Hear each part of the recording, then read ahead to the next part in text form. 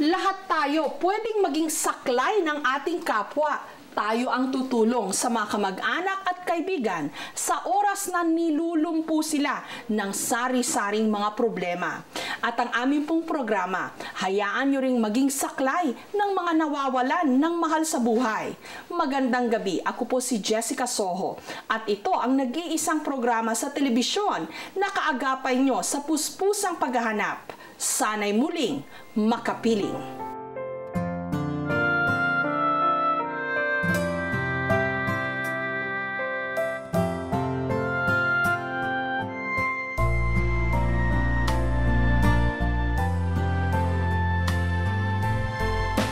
Ang tanging kong dasal sa may kapal.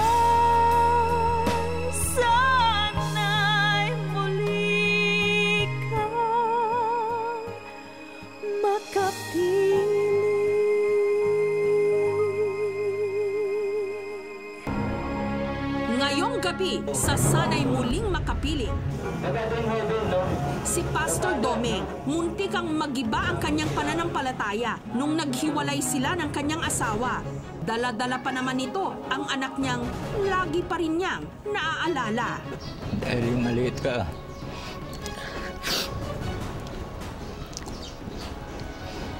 madalas kitang kinakalong. Siguro natatandaan mo yun. Makalipas ang mahigit isang dekada, papahintulutan kaya siya ng nasa itaas na makita muli ang kanyang nawalay na pamilya. Ang magkapatid na Norma at Belia nakikipaghabulan sa orasan, umaasang wala pang masamang nangyari sa kanilang ina na isang linggo nang nawawala, si Nanay Chofila.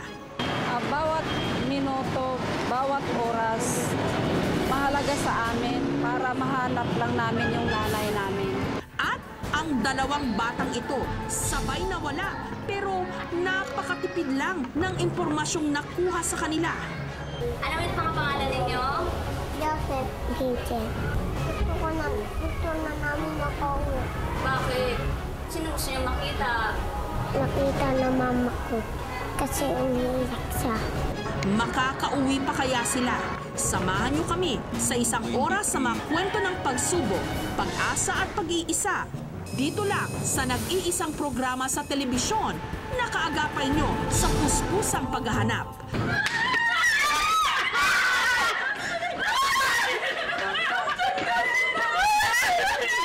Sana'y muling makapiling. Sana'y muli kang makapiling. Sana'y muli kang... Magkababata sina Virgie at Wendy, sabay nagdalaga, sabay din nagkaroon ng pamilya. Pero pati pala sa mga unos ng buhay, sabay pa sila. Sabay kasing nawawala ang kanilang mga anak na sina Vincent at Joseph. Simula pagkabata, magkarugtong na raw ang mga pusod ng kapwa 25 anyos na sina Virgie at Wendy. Hindi na raw kasi biro ang tibay ng kanilang pinagsamahan. Karamay nila ang isa't isa sa lahat ng kasiyahan, pati na sa kalokohan. Madalas po kami magkasama kahit saan po yun. Mga dalaga pa po kami. Kaya po pares din po naging buhay namin. Kasama po kami sa party, nandiyan po yung hinahabol po kami ng curfew. Madalas po kami naka-curfew, nadala po kami sa barangay. Andiyan po yung mga love team po. Kakaroon po ng mga tawagin yung jowa-jowa. Andiyan yung may two-timer, ganyan. Puro nga po kalokohan po. Nung lumaon, kapwa sila bumuo ng sari-sarili nilang pamilya. At napatunayan nila kung ano ang puno, siya ring bunga. Dahil maging ang mga 5 taong gulang nilang mga anak na sina Vincent at Joseph, best friends din kung ituring ang isa't isa. Lagi po silang magkasama. Kahit saan po sila pumunta, magkasama po sila. Kaya minsan tinatanong po sa akin, nanay, andyan na ba yung anak mo? Sabi ko, wala po, wala rin yung anak ko eh. Sabi ko, kanina pa ba magmamana yan sa atin? Pa, ganun din tayo. Ngunit dito lamang ika-17 ng Hulyo, sabay ring nayanig ang magkaibigang Virgie at Wendy. Kung mamalasin nga naman, sabay rin kasing nawala ang pinakamamahal nilang mga anghel. Ayon kay Wendy, abala raw siya noon sa paglalaba nung umalis nang walang paalam ang kanyang anak. Sabi ko sa kanya, wag na siyang lalaboy. Kakain na kami. Tapos dumating po si Vincent, niyaya po siya sa palaruan. Nung natapos na ang labada, agad daw niyang pinuntahan ang kaibigang si Virgie upang alamin kung napansin niya ang mga anak nila. Pinuntahan ko po yung kaibigan ko. Sabi ko, nandiyan ba yung anak mo? Sabi naman niya, wala pa daw. Sabi ko, ay magkasama yung dalawa, lumaboy. Hinahanap na po namin. Ang kaso, napudpud na ang tsinelas na suot ng magkababata. Hindi pa rin daw nila nakikita ni dulo ng daliri ng kanilang mga anak. Ang pagkawala raw ng kanilang mga anak ang maituturing ni na Virgie at Wendy na pinakamalaking laban ng kanilang pagkakaibigan. Nalulungkot po ako, parang kasi nasanay po ako, 3 po anak ko eh. Parang ang lungkot-tungkot po, nabawasan ng isa. Masakit po, parang may kukulot po sa dibdib ko po. Sabi ko sana makita na natin yung anak natin bukas, kaya sa makalawa. Siyempre po masakit po kasi pag naisip ko po siya, matutulog na po kami. Isip ko po siya, magkatabi po kami sa tulugan. Sa araw-araw na hinahanap po namin tapos di po namin makita. Nalulungkot din kami dalawang magkaibigan. Katulad ng kasabihan, ang tunay na magkaibigan, walang iwanan. Sa ilalim ng tirik na araw, ginalugad ng dalawa ang lahat ng posibleng lugar na sinuotan ng kanilang mga anak. Alam nilang dadaan sila sa butas ng karayong bago makita ang kanilang mga anak. Pero kapwa rin sila umaasang makatisod ng milagro. Sa mga ganitong panahon, ang tangi nilang pag-asa, ang sanib puwersa nilang pagdarasal. Umaasang diringgin ang mga ibinubulong ng kanilang mga damdamin. Ayon kay Virgie, Vincent ang pangalan ng kanyang anak. Kayumanggi ito at kalbo. May balat daw ito sa dibdib at may biloy o dimple sa pisngi. Samantala ayon kay Wendy, Joseph naman ang pangalan ng kanyang anak. Katulad ni Vincent, kalbo rin ito at higit sa lahat, maputi. Dito na agad umaksyon ang aming grupo. Tiyempo namang nito lamang nakaraang linggo, nakipag-ugnayan sa aming programa ang Reception and Action Center o RAC sa Maynila. May napulot daw silang 2 bata na halos tumutugma sa deskripsyon ng nawawalang anak ni na Virgie at Wendy. Muna kami sa aming center, sa reception. Ayon sa mga taga-RAC, July 18, 2007, dinala sa kanilang tanggapan ang 2 bata. This was turned over by Barangay 616, Zone 61 last July 18, na napulot nga sila naglalaro sa May Paraiso. Naglalakad sila dun sa bandang Santa Mesa, yun may Bacood. Dahil napakabata pa raw ng 2, hindi raw maibigay ng mga ito ang mga eksakto nilang tirahan. Sa kabila nito, hindi naman sila tuluyang nagdamot ng impormasyon. Ano ulit mga pangalan ninyo? Joseph, Vincent. Ha? Vincent. Gusto na namin makauwi. Bakit? Sino gusto niyo makita? Nakita na mama ko. Kasi umiiyak siya. Ha? Umiiyak. Sino? Mama ko. Bakit siya umiiyak? Mama ko nga din iyak din eh.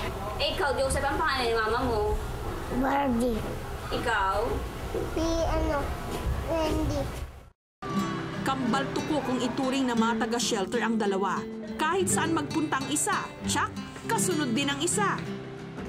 Hindi sila nagkakalayo. Every time na bababa sila, magkasama yan, maliligo dyan, magkasama. Hindi naghihiwalay sila talaga. Walang kaduda-duda, sila na nga ang mga hinahanap naming bata. Kinabukasan, agad naming sinundo sina Virgie at Wendy para sila mismo ang kumumpirma kung ang mga anak nga nila ang nasa RAC. Mula Mandaluyong, bumiyahe kami patungong Maynila. Nung mga oras namang yon, sina Joseph at Vincent, katulad ng inaasahan, Magkasama pa ring naglilibang hanggang nakita na ng magkababata ang tanawing nilalaman ng mga panalangin nila. Uy, yung anak natin.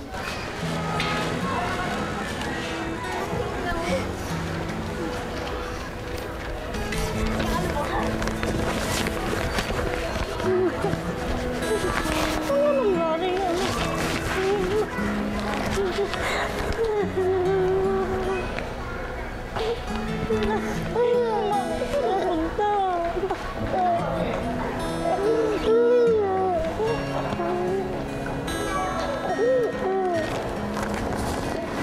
Sa higpit ng pagkakayakap ng dalawa sa kanilang mga anak, hindi may pagkakaila. Miss na nila ang kanilang mga anghel. Ano ako? Mama. Nag-aaral po ito eh. Grade 1 po sa Pabella po eh. Hindi na po nakakapasok. Ikaw, Joseph. Ano mo ako? Joseph, sino yan? Tanong niyo nga po. Mama ko. Sa pagkakataong yon, sabay naman ng pinangaralan ni na Wendy at Virgie ang kanilang mga chikiting. Ganun lalaboy ha. Nabahay ka na lang ha. Tingnan mo, hindi ka na payat mo. Lahat raw ng bagay, mas madali kung meron kang karamay. Katulad ng magkaibigang Virgie at Wendy, sa mga panahong wala silang masandalan, ang bawat isa ang kanilang naging sandigan. Kaya't ang 2 dekada nila bilang mag-best friend, inaasahan nilang magtatagal at titibay pa. Ang mga katulad ni Pastor Domeng na nagsisilbi sa simbahan, aakalain sigurong kaunti lang ang problema dahil malapit sa Diyos. Pero ang mga kagaya niya, sinusubukan din pala ng nasa itaas dahil si Pastor Domeng 10 taon nang walang komunikasyon sa dati niyang asawa at ang kanilang anak. Karamihan sa atin naniniwalang iisa lang ang aklat na naisulat na magdadala sa atin ng kaligtasan at sa buhay na walang hanggan, ang Biblia. Sa aklat na ito rin umiinog ang buhay ni Pastor Domeng, 38 years old. Bilang isang pastol, ito ang tungkod na ipinagkaloob sa kanya ng Panginoon para gabayan ang kanyang mga tupa. Hindi ka na kailangan magbabasa ng kung ano na pang libro. Mas the best ang basahin, Biblia, para makita mo yung tamang daan na patutunguhan mo. Bata pa lang daw si Pastor Domeng nung tawagin siya ng Panginoon upang maglingkod. Pangarap ko kasi talaga magpare. Kaso nga lang, nangyari niyan, hindi natuloy yung pagpapare kasi nga sabi sa amin ng pare sa kumbento o sa simbahan, ang pare hindi pwede mag-aasawa. Ngunit bago pa man siya lubusang naging ganap na pastor, tila lumitaw ang dyablo at nagsaboy ng kamalasan sa kanyang buhay. Mahigit 1 dekada nang nakararaan nung nagtrabaho noon sa abroad ang kanyang asawa. Ngayon yung abroad po siya, doon na po nag-umpisa yung kalbaryo ng pagsasama namin. Hanggang sa nabalitaan ko na may mga lalaki siya ron. Habang patuloy si Pastor Domeng sa kanyang mga gawain sa simbahan, nakumpirma niya ang chismis. Hanggang isang araw, umuwi ang kanyang asawa galing abroad, buntis. Bakit ginanito mo naman ako? Sa tagal ng panahon, uwi ka pa rito, buntis ka ako. Sabi ko kung yung niyan, yung ama niya ka ako. Tututuan ikaw hindi, bahala ka na sa buhay mo ako. Kailangan nating maghiwalay. Sa kanilang paghihiwalay, isinama ng kanyang asawa ang isa sa 2 nilang anak na babae. At mula noon, hindi na niya muling nakita pa ang kanyang mag-ina. Halos nayanig daw ang pananampalataya ni Pastor Domeng nung nilayuan siya ng kanyang asawa at anak. Nangyari po niyan, parang bibigay na po ako niyan Maring baka pupunta, siraan ako ng ulo. Maring pupunta, mapabayaan ko ng sarili ko. Maging taong grasa ako. Napakahirap kasi makulangan ka ng anak na hindi mo kapiling, hindi mo alam kung ano nangyayari. So, I cry naman every night yung wala siya, yung una. Hindi na raw umaasa pa si Pastor Domeng na magkakabalikan pa sila ng dati niyang misis. Ang tuwinang laman na lang daw ngayon ang kanyang panalangin, ang muling makapiling, ang nawalay niyang anak. Lalo pat lagi pa rin daw niyang nagugunita ang masasayang alaala nito. Galing ako sa trabaho.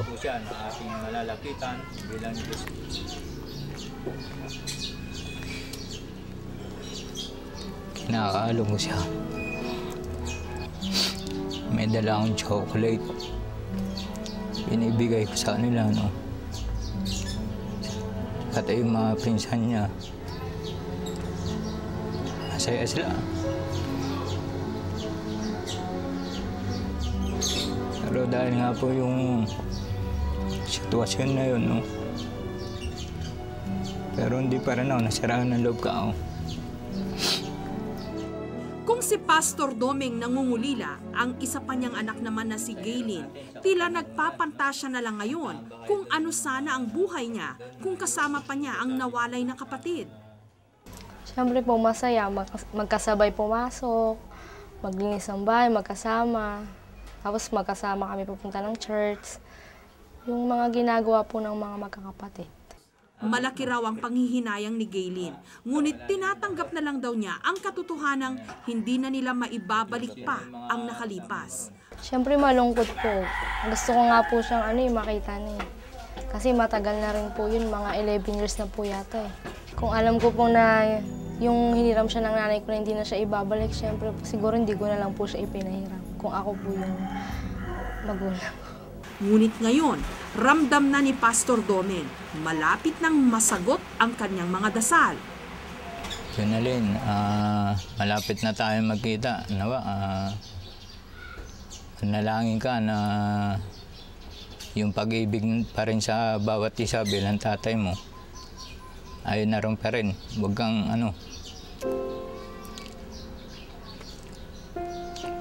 huwag kang mailang sa akin.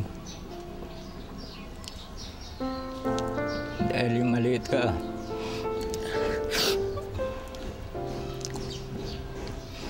madalas kitang kinakalong.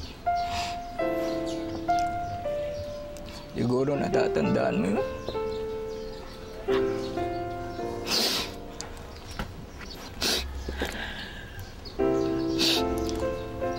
Kaya sana maging handa ka sana. Practice mo na kahit matagal tayo nagkaalayo.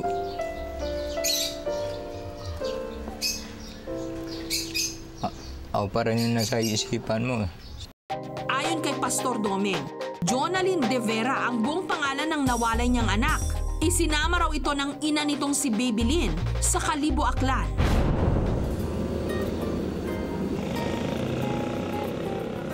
Tila mabuting balita naman ang impormasyong ibinigay ni Pastor Domeng. Habang ang lokal na pamahalaan naman ng Kalibo, ang tila tala ng Bethlehem na nagturo sa amin ng daan para matunton ang kinaroroonan ng kanyang mag-ina na sina Babylyn at Jonalyn.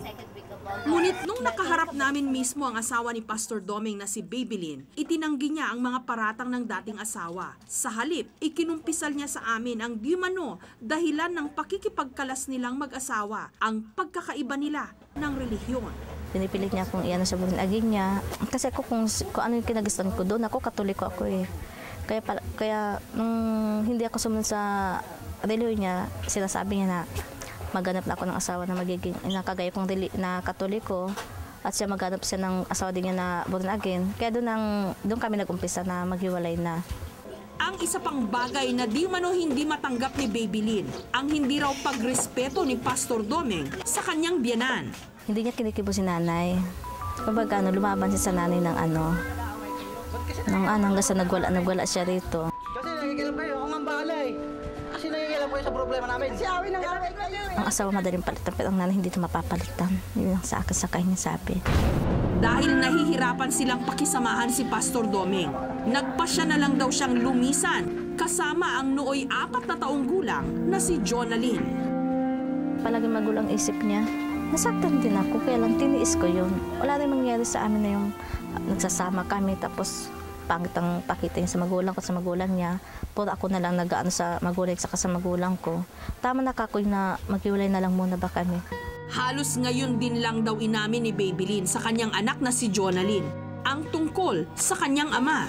Pupuntahan ko din sila doon. Kasama ko yung si Jonalyn. Talagang nagpaplano na kayo? Oo, plano talaga namin mag-inaya na papunta kami doon sa ano. Pero hindi ko masyado sinasabi kay Jonalyn. Kung ba isusurprise ako ba na pagdating na December, pupunta talaga kami doon. Sabi ko ako makita sila. Okay. Kung gusto ko rin po makaranas na may kapatid at ate. Samantala, hindi naman daw nagkulang ang pamilya ni Jonalyn sa kalinga at pagmamahal. Ngunit hinahanap-hanap pa rin daw niya ang kanyang kapatid at ama. Na-imagine mo ba kung ano kaya yung naging buhay mo kung ngayon kasama mo yung kapatid mo? Magiging masaya po ako. Siyempre po, una mamamasyal kami.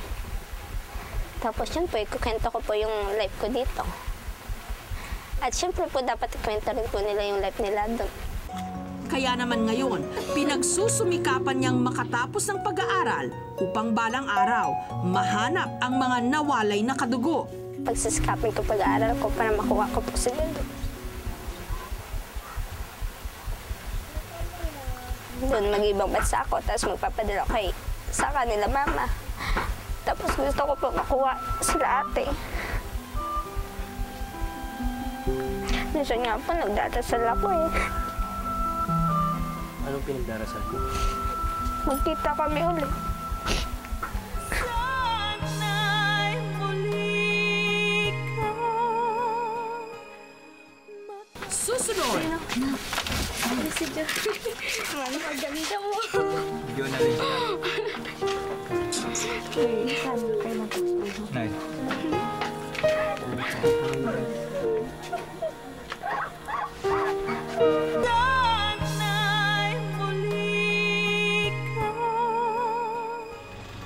Kinabukasan, muli naming binalikan si Pastor Doming sa kanilang lugar sa Norzagaray, Bulacan.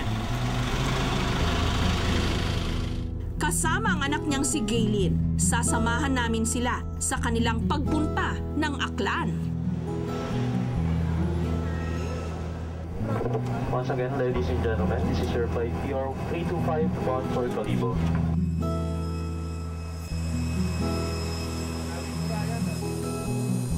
Hapon na nung lumapag kami ng Kalibo. Mula airport, humigit kumulang 10 minuto na lamang ang aming lalakbayin. Maraming salamat sa Panginoon dahil alam ko nariyan siya at magkikita. Pagdating sa lugar, tila magsisimula na ang oras ng paghukom, ang muling pagkikita ng nagkawatak-watak na pamilya. Magandang hapon po sa inyo. Night. Si Duneng. Hindi. Si Jo. Ano ang ganda mo? Jonalyn siya. Saan kayo magkakasama? Night.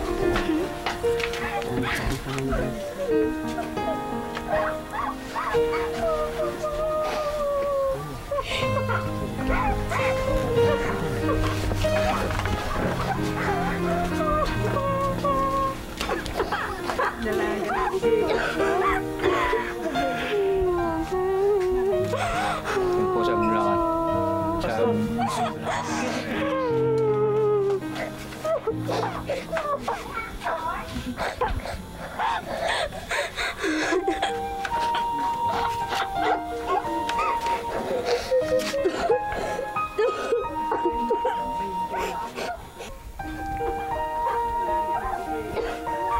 Jonalyn.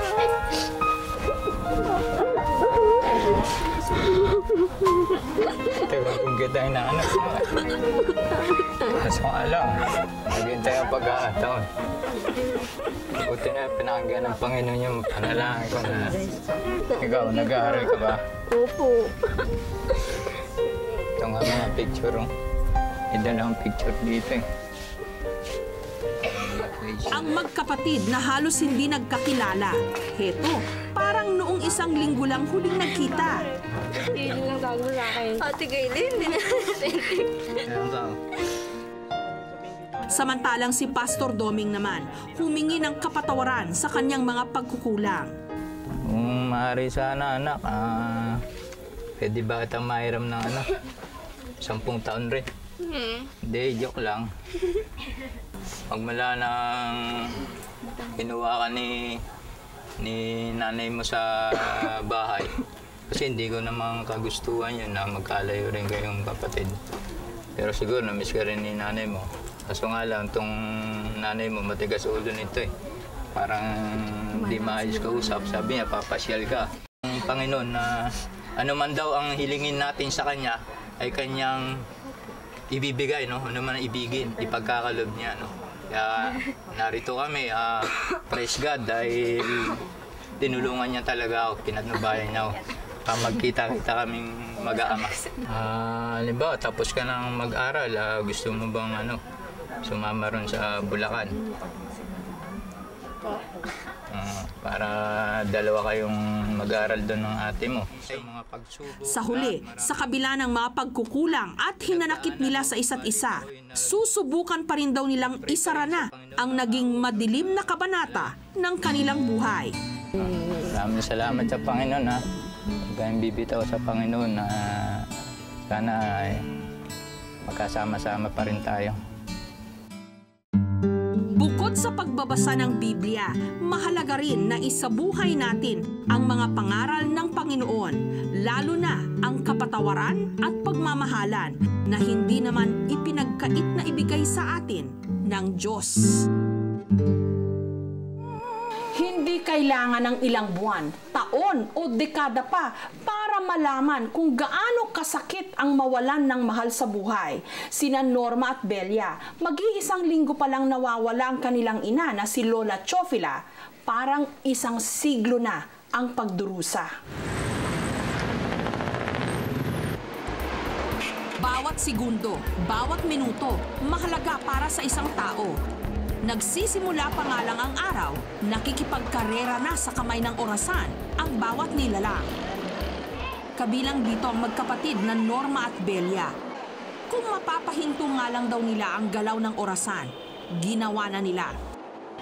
Bawat minuto, bawat oras, mahalaga sa amin para mahanap lang namin yung nanay namin. Sa pag-usad kasi ng bawat patak ng panahon, nangangamba silang baka napahamak na ang 86 anyos nilang ina, si Nanay Chofila. Mag-iisang linggo na kasi itong nawawala.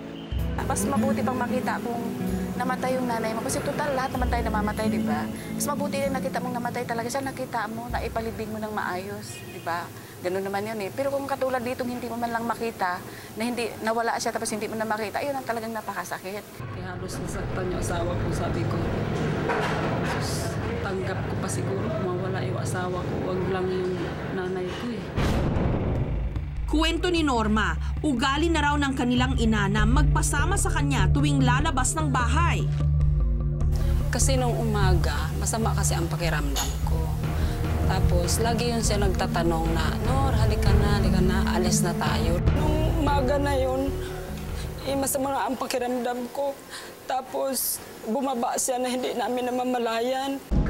Ang trangkaso na nagpapasakit sa mga kasukasuan ni Norma, wala pa pala sa sakit na dala ng pagkawala ni Nanay Chofila.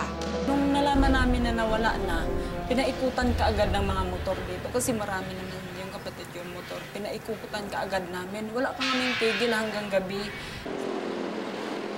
Sa pakiwari ni Norma, ang kagustuhan ng kanilang ina na umuwi sa kanyang lupang tinubuan ang dahilan ng pag-alis nito sa kanilang bahay. Yun ang gusto niyang mangyari, na uuwi daw siya ng Surigao. Yun ang gusto niya talaga. Kaya kung talagang makikita namin siya, ibabalik talaga namin siya doon. Ngayon, tagos hanggang buto ang pag-aalala ni Norma sa kanilang madre de pamilya. Bukod kasi sa hindi nito kabisado ang Maynila, tila pundido na rin daw ang memorya ng ilaw ng kanilang tahanan. Pina-check up ko na yun sa